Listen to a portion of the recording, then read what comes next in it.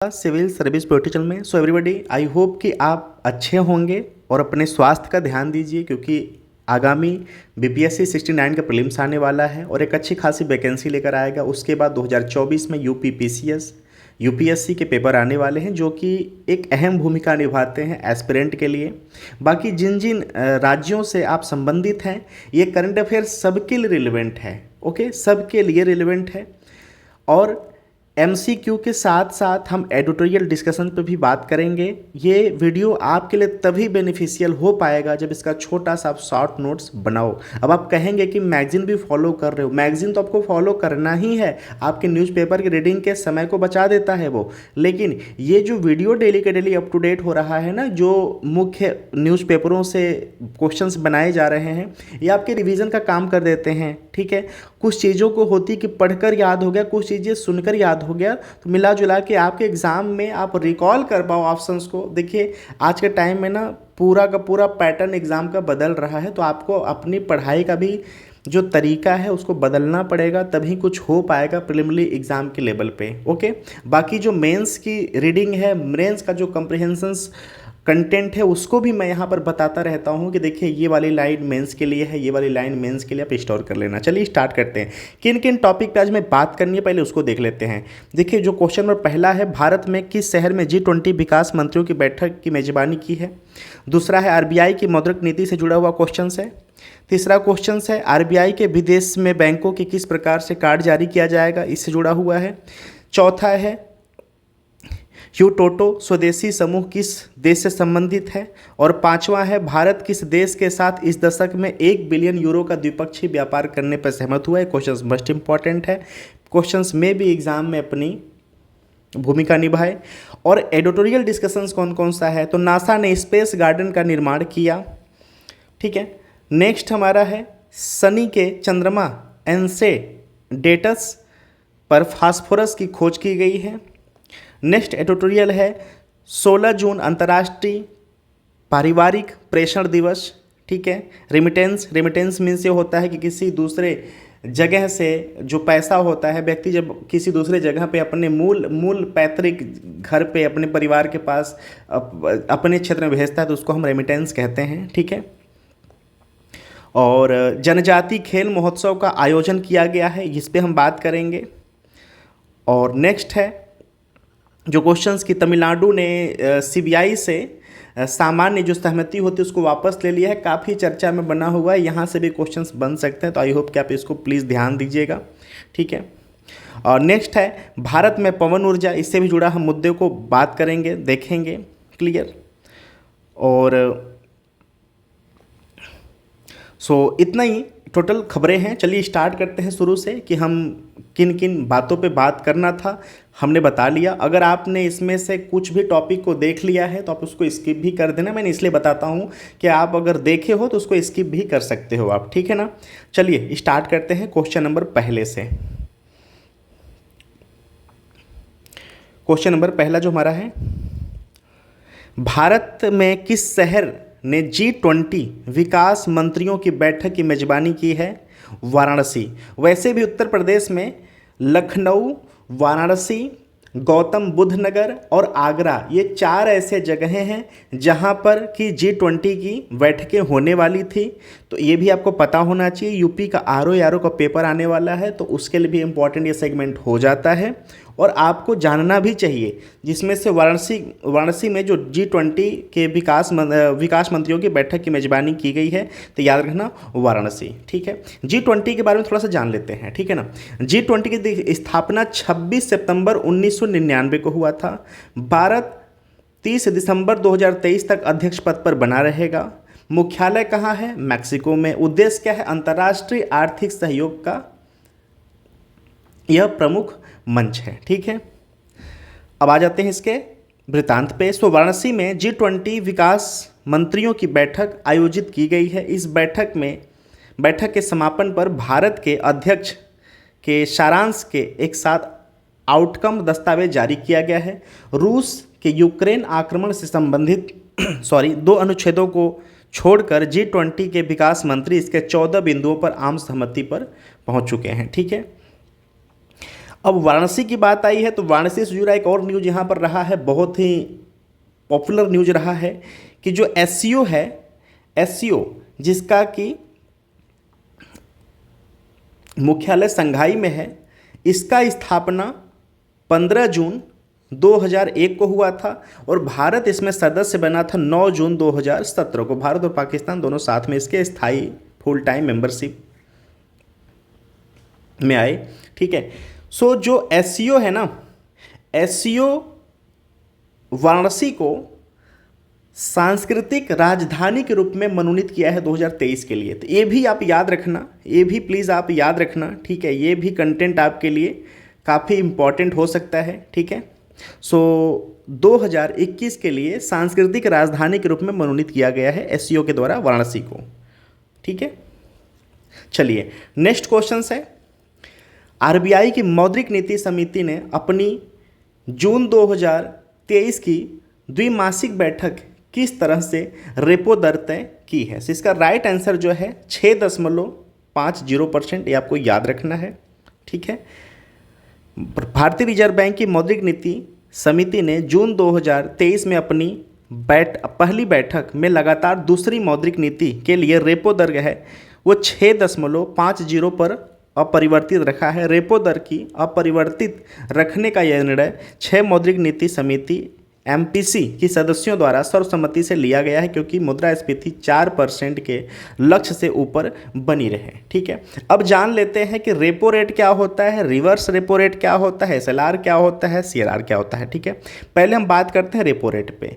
वह दर जिस पर आरबीआई कमर्शियल बैंक को लोन देता है। ठीक है। रिवर्स रेपो रेट क्या होता है, आरबीआई कमर्शियल बैंक के सरप्लस जो मनी होती है उसको अपने पास जमा कर लेता है, बदले में आरबीआई इन बैंकों को ब्याज दे देता है उन पैसे के एवज में। ठीक है। एसएलआर क्या होता है, बैंक को एक निश्चित हिस्सा अपने पास रखना होता है। सीआरआर क्या होता है, बैंकों के जमा राशि का एक निश्चित हिस्सा आरबीआई के पास रखना होता है। ठीक है। तो ये काफ़ी जो ये 4 टॉपिक हैं काफ़ी पॉपुलर रहते हैं और एग्ज़ाम में इनके दर से क्वेश्चंस भी आ सकता है और आता है। तो आई होप कि आप इसको बता लेना, क्योंकि मैंने यहाँ पे पूरा का पूरा समग्र एनालिसिस मैं कर रहा हूँ, कोई भी पॉइंट मैं छोड़ नहीं रहा हूँ। ठीक है।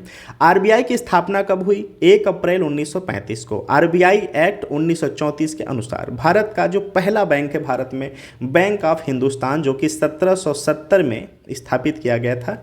इसी के साथ भारत में बैंकिंग व्यवस्था का नींव रखा गया था। ठीक है। क्वेश्चन नंबर 3 पे आते हैं, आरबीआई ने विदेशों में बैंकों को किस प्रकार कार्ड जारी करने की अनुमति देने का निर्णय लिया है। सो राइट आंसर है रुपे प्रीपेड फॉरेक्स कार्ड। ठीक है। तो ये भी आपको याद रखना है। भारतीय रिजर्व बैंक ने बैंकों के ग्राहकों को रुपे प्रीपेड फॉरेक्स कार्ड जारी करने की अनुमति देने की फैसला किया है। इस कदम का जो उद्देश्य है रुपे कार्ड का दायरा बढ़ाना है, इसके अंतर्राष्ट्रीय उपयोग को बढ़ाना, इससे विदेश यात्रा करने वाले भारतीयों के लिए भुगतान विकल्पों के विस्तार की उम्मीद है। अब देखिए आरबीआई के बारे में हमने पूरा बात कर लिया, जो उसके 4 प्रकार के दर हैं हमने उसके बारे में बात कर लिया, तो कुछ बचा नहीं बताने के लिए, जो कि हमने उपरोक्त में बता लिया। आई होप इसको आप नोट डाउन कर लेना। क्वेश्चन नंबर 4 पे आते हैं, ह्यू टोटो स्वदेशी समूह किस देश से संबंधित है। Right answer Colombia. Okay. So Huitoto स्वदेशी समूह के 4 स्वदेशी बच्चे जो कोलंबियाई अमेजन्स वर्षा वन में एक विमान दुर्घटना में जीवित रहने के बाद 1 महीने से अधिक समय तक लापता थे, जिनके रिश्तेदार के साथ फिर से मिल गए हैं। बड़े पैमाने पर खोज और बचाव अभियान के बाद इन बच्चों को खोज लिया गया है, जिनमें से 160 सैनिक और 70 स्वदेशी लोग शामिल थे। तो ये आप याद रखना। ठीक है। ह्यू टोटो स्वदेशी समूह, ठीक है, तो ये कोलंबिया से संबंधित है। तो ये जगह आप ये रिलेशंस याद रखना यहाँ से। क्वेश्चन नंबर 5 पे चलते हैं। एमसीक्यू का लास्ट क्वेश्चन है, भारत किस देश के साथ इस दशक के अंत तक 1 बिलियन यूरो का द्विपक्षीय व्यापार पर सहमति जताई है। सो राइट आंसर है सर्बिया। ठीक है। सर्बिया दक्षिण पूर्व यूरोप में एक लैंडलॉक देश है, जो कि पैनोनियन मैदान और मध्य और पश्चिम बाल्कन प्रायद्वीपीय हिस्से का, देखिए ये जो लैंडलॉक कंट्री होती है वो क्या होती है, ऐसा जगह जिसके चारों तरफ स्थल सीमा जुड़ा हो ठीक है, वो लैंड लॉक कंट्री कहलाती है। तो जो सर्बिया है वो लैंड लॉक कंट्री, आप इस यहाँ से देख सकते हैं डायग्राम से, वो मैप से, ये है सर्बिया आपका। ठीक है, एक साइड रोमानिया है, ठीक है, नॉर्थ मैसेडोनिया है, ठीक है, उसके बाद माउंट नेग्रो है। क्लियर। सो आप इस तरह से हंगरी है, तो आप देख सकते हैं कि चारों तरफा यह स्थल सीमा से जुड़ा हुआ है, जिससे ये लैंड लॉक का निर्माण करता है। ठीक है, यहाँ के जो प्रेसिडेंट हैं वह हैं एल्का संदोर यूसिकी। ठीक है, तो इसको आप याद रखना। एग्जाम में देखिए क्वेश्चंस ये भी आ सकता है कि जो सर्बिया है ना, उसका प्रेसिडेंट का नाम क्या है। ठीक है, तो अलेक्जेंडर जो वुसिक है ना, ये नाम याद रखना, क्योंकि ये भारत के राष्ट्रपति के तुलना में यहाँ से बातें कंपेरिजन में बात की जा सकती हैं, पूछी जा सकती है। वो कैसे, वो बताते हैं।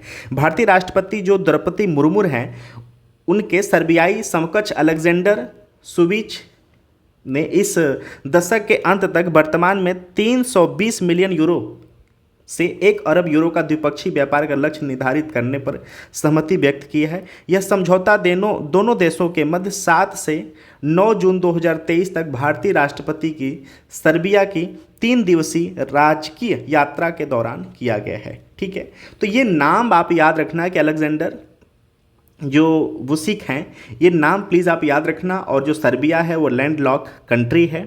ठीक है, और 1 बिलियन यूरो के साथ द्विपक्षीय व्यापार का ये सहमति है। तो सर्बिया अपना याद रखना, महत्वपूर्ण न्यूज़ है, इसको भी याद रखना। ठीक है ना। अब आ जाते हैं एडिटोरियल पे। ठीक है, नासा ने स्पेस गार्डन का निर्माण किया। क्या है? सो नासा के अंतरिक्ष यात्रियों ने पृथ्वी के सीमाओं से परे ताज़ा भोजन उगाने की क्षमता का प्रदर्शन करते हुए एक अंतरिक्ष उद्यान स्पेस गार्डन की सफलतापूर्वक खेती की है। इस प्रयास में वैज्ञानिकों द्वारा अंतरिक्ष के प्रति उत्साही दोनों ध्यान देखिए, ये जो स्पेस गार्डन है ना, क्वेश्चंस यहाँ से बन सकता है। ये पहल बहुत ही इंपॉर्टेंट है, तो ये नासा का योगदान याद रखना। थोड़ा सा यहाँ देख लेते हैं। नासा का जो स्थापना है 29 जुलाई 1958 को यूएस में हुआ था। उसके परिप्रेक्ष्य में तुलना में भारत का देख लेते हैं। तो जैसे नासा है अमेरिका का, वैसे भारत का इसरो है। सो 15 अगस्त 1969 को आज के समय में नव आधुनिक सेंटर जो है स्पेस एक्स, जिसका कि सीईओ हैं एलन मस्क। ठीक है, 14 मार्च सन 2002 में इसका स्थापना किया गया था। ठीक है, तो अगर यहाँ से संभावित क्वेश्चंस पूछते हैं तो हमने इसको देख लिया। अब आते हैं इस मुद्दे पे। सो वेजी सिस्टम और जीनिया ब्लूमिंग एक्सपेरिमेंट्स की अगर बात करें, 2015 में नासा ने अंतरिक्ष यात्रियों से वेजी सिस्टम को सक्रिय किया और एक विशेष पौधा विकास कक्ष, और जिसमें कि जीनिया के बीज होते हैं। ठीक है, और स्वायत्त बागवानी की बात करें तो जीनिया ब्लूमिंग प्रयोग के दौरान अंतरिक्ष यात्री स्वायत्त बागवानी कार्यरत थे, जो भविष्य के गहरे अंतरिक्ष मिशनों के लिए एक महत्वपूर्ण कौशल है। यह अभ्यास उन्हें लंबी अवधि की अंतरिक्ष यात्रा के दौरान फसलों की खेती में आत्मनिर्भरता के लिए तैयार करता है। यहाँ नियमित आपूर्ति मिशन संभव नहीं हो सकता। देखिए यहाँ से इम्पॉर्टेंट क्या है, इम्पॉर्टेंट आप ये स्पेस गार्डन याद रखना। नासा का यह पहल है, तो बस इसको आप यहाँ से माइंड करना है। बाकी जो कहानी है आप समझने के लिए इसको समझ सकते हैं कि क्या पहल थी, कैसे की गई थी, आगामी इसका क्या हो सकता है। ठीक है, प्रीलिम्स के अगर लेवल से बात करें तो स्पेस गार्डन इंपॉर्टेंट हमारे लिए हो सकता है। ठीक है, अंतरिक्ष उद्यान का अगर महत्व की बात करें, हमारे मेंस का मटेरियल हो गया। ठीक है, सो अंतरिक्ष में पौधों की वृद्धि का अध्ययन पृथ्वी से फसलों की खेती पर बहुमूल्य ज्ञान प्रदान करता है। यह जानकारी चंद्रमा, मंगल और उससे आगे के आकाशीय पिंडों के लिए दीर्घकालिक मिशनों के दौरान स्थायी खाद्य स्रोतों की विकसित करने के लिए महत्वपूर्ण है। अंतरिक्ष उद्यान अंतरिक्ष अन्वेषण में आत्मनिर्भरता प्राप्त करने की दिशा में एक महत्वपूर्ण कदम के रूप में कार्य करता है। देखिए ये जो हमारा है कि अंतरिक्ष उद्यान का जो स्पेस गार्डन है, इसका इंपॉर्टेंस क्या हो सकता है, ये हमारे मेंस का प्रोस्पेक्टिव से हमारा ये लाइन हो गया। ठीक है, प्रीलिम्स के अगर बात करें तो नासा और स्पेस गार्डन यहाँ से क्वेश्चंस आ सकते हैं, बन सकते हैं। तो आपको ध्यान देना है। बाकी जो पूरा का पूरा मामला है, ये कैसे इसकी शुरुआत हुई, कैसे इसके बारे में विचार किया गया, सोचा गया, सो पूरा का पूरा वो कहानी है। ठीक है, चलिए आगे चलते हैं।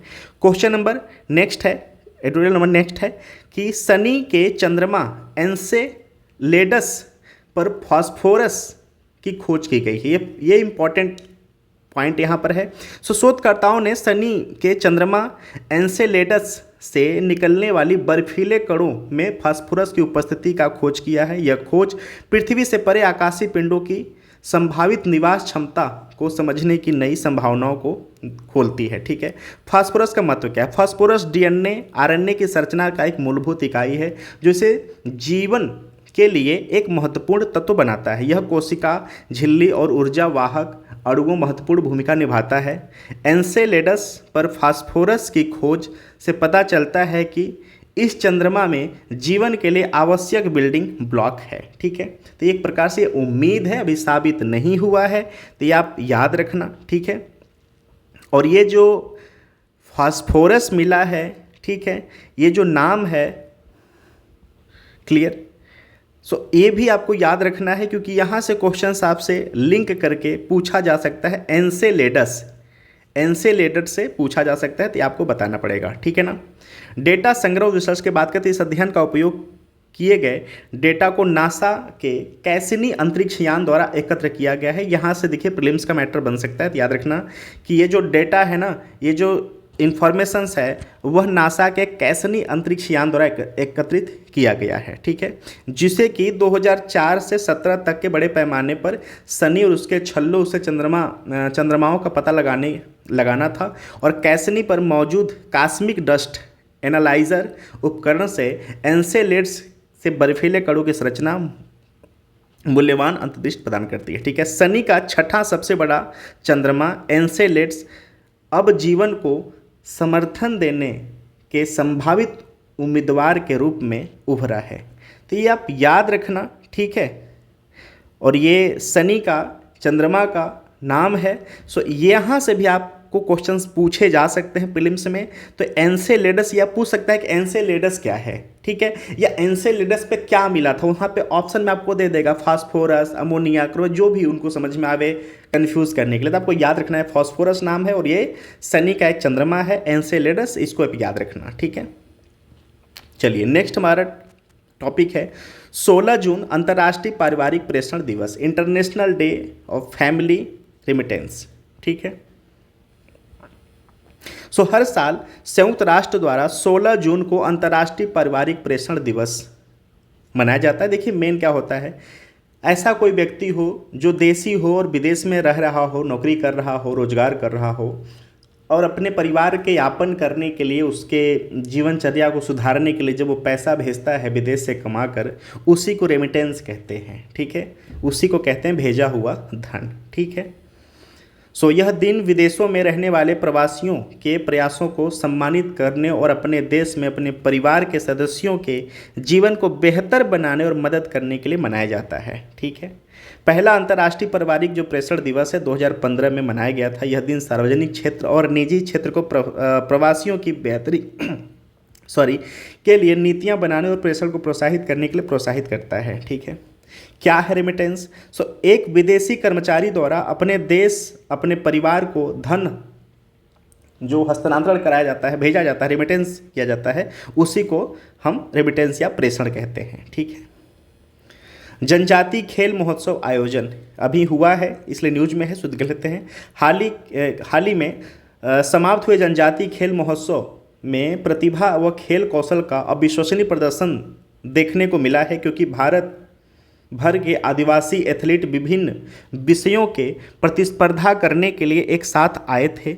कई श्रेणियों में शानदार जीत के साथ ओडिशा पुरुषों और महिलाओं के डिवीजनों में निर्विवाद चैंपियन के रूप में उभरा है, जिसे एक स्पोर्टिंग पावर हाउस के रूप में अपना कद मजबूत किया है। तो याद रखना कि पुरुषों और महिलाओं के डिवीज़न में निर्विवाद चैंपियनशिप के रूप में उभरा है कौन? ओडिशा।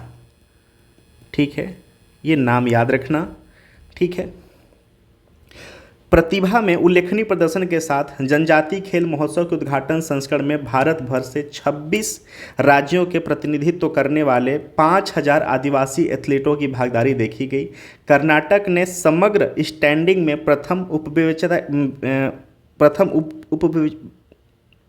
विजेता की स्थिति हासिल करते हुए अपनी प्रतिस्पर्धी भावना का प्रदर्शन किया है। झारखंड ने दूसरे उप विजेता की स्थिति हासिल करने के साथ साथ अपनी प्रतिभा का प्रदर्शन किया है। ठीक है, तो इसको भी आप नाम याद रखना। ठीक है, जनजातीय खेल और एकता को बढ़ावा देना, क्या है ये? जनजातीय खेल महोत्सव न केवल खेलों का जश्न मनाया बल्कि जनजातीय खेल और एकता को बढ़ावा देने के लिए एक मंच के रूप में भी काम करता है। इसने विभिन्न पृष्ठभूमि के एथलीटों को अपने कौशल का प्रदर्शन करने और भाग लेने वाले राज्यों के बीच भाईचारे की भावना को बढ़ावा देने का अवसर प्रदान किया है। ठीक है, जीतने वाले राज्यों की अगर बात करें तो उड़ीसा का ताकत कबड्डी गहन खेल तक फैली हुई है।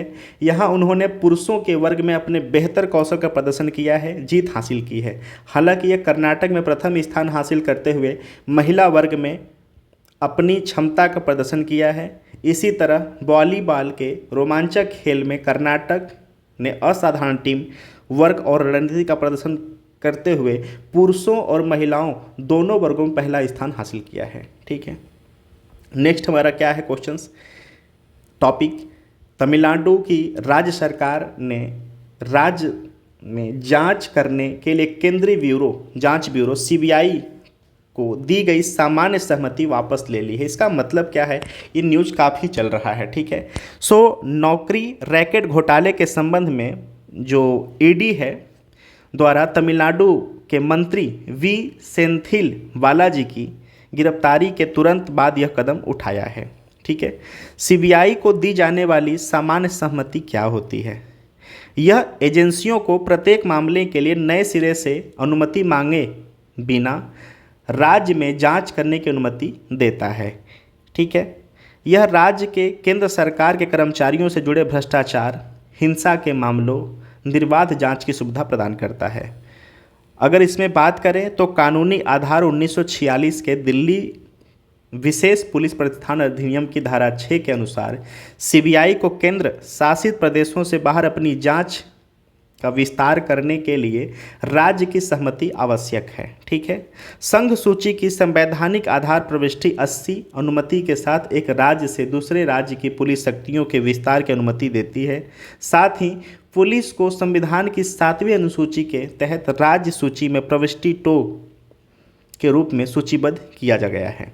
ठीक है, सहमति के प्रकार सामान्य सहमति, जब कोई राज्य सीबीआई को सामान्य सहमति देता है तो एजेंसी प्रत्येक मामले के लिए नए सिरे से अनुमति मांगे बिना राज्य में जांच कर सकती है। ठीक है, विशिष्ट सहमति, यदि सामान्य सहमति वापस ले ली जाती है तो सीबीआई को प्रत्येक जांच के लिए संबंधित राज्य सरकार से केस विस्तृत सहमति लेने की आवश्यकता पड़ती है।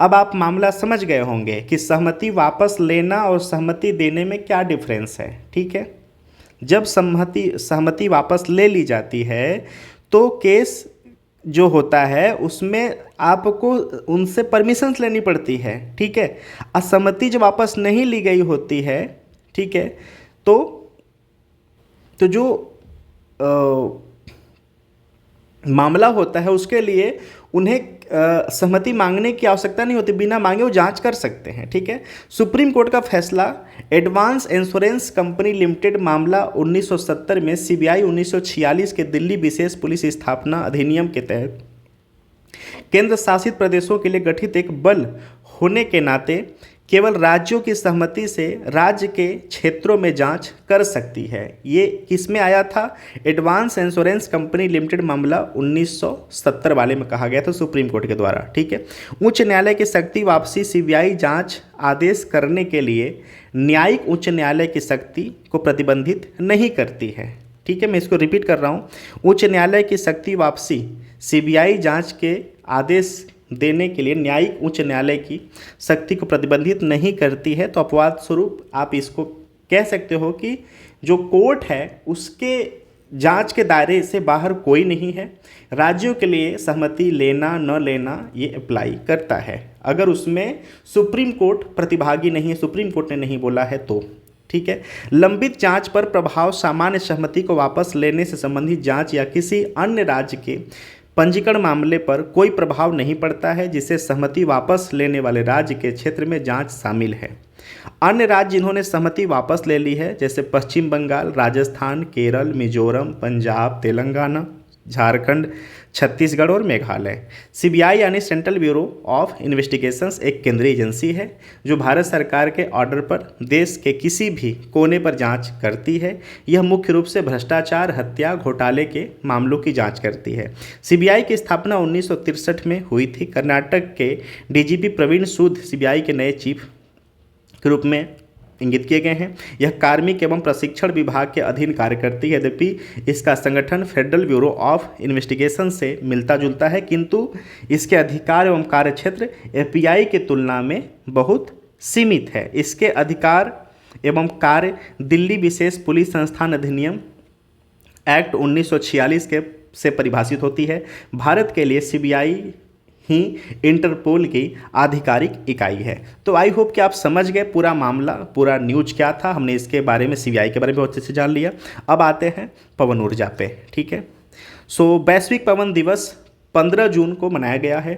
भारत में नवीन और नवीकरणीय ऊर्जा मंत्रालय ने पवन ऊर्जा अपनाने में सफलता का जश्न मनाने और इसकी भविष्य की क्षमता को पता लगाने के लिए नई दिल्ली में एक दिवसीय कार्यक्रम आयोजित किया था, ठीक है।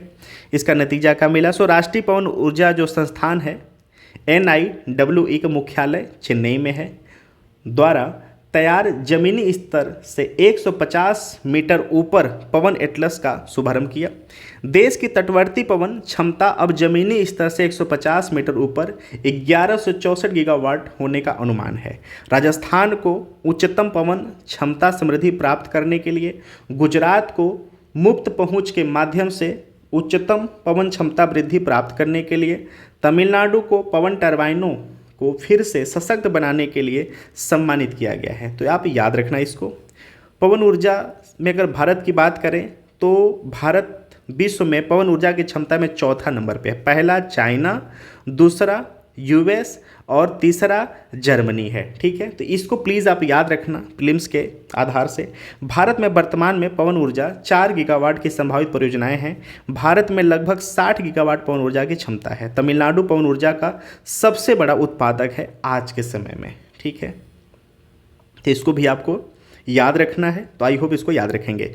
सरकार की पहलों की बात करें तो राष्ट्रीय पवन ऊर्जा हाइब्रिड नीति 2018 और राष्ट्रीय अपतटीय पवन ऊर्जा नीति 2015, ये मेंस के प्रोस्पेक्टिव से लाइन आपको नोट कर लेना, ठीक है। भारत के समग्र नवीकरणीय लक्ष्य की बात करें तो पवन ऊर्जा 2030 तक गैर जीवाश्म ईंधन आधारित ऊर्जा संसाधनों से अपनी विद्युत शक्ति स्थापित क्षमता का 50% हासिल करने और 2070 तक नेट जीरो प्राप्त करने के अपने लक्ष्य को प्राप्त करने के भारत के प्रयासों के लिए महत्वपूर्ण है।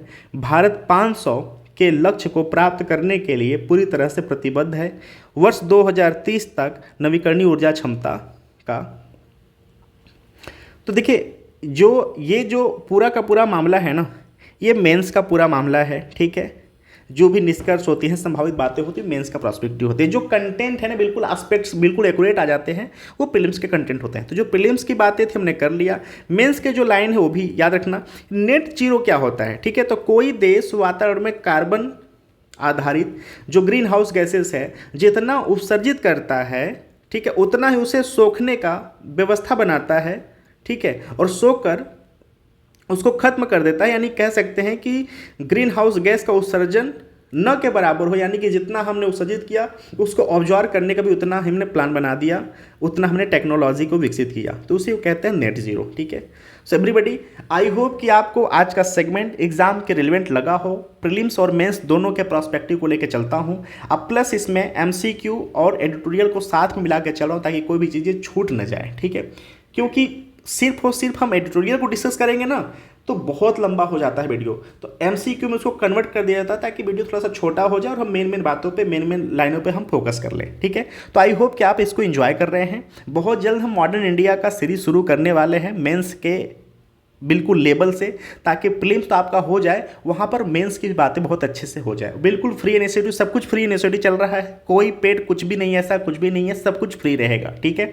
सो आई होप कि आप इसको एंजॉय करेंगे। इसका प्लीज़ छोटा सा शॉर्ट नोट्स बनाओ ताकि आगामी एग्ज़ाम में जब आप ऑप्शन को रिकॉल करो, आपको याद आ जाए, तब आपको ये लगे कि यार हम बिल्कुल सही जगह अपना समय दे रहे हैं। Thank you so much watching.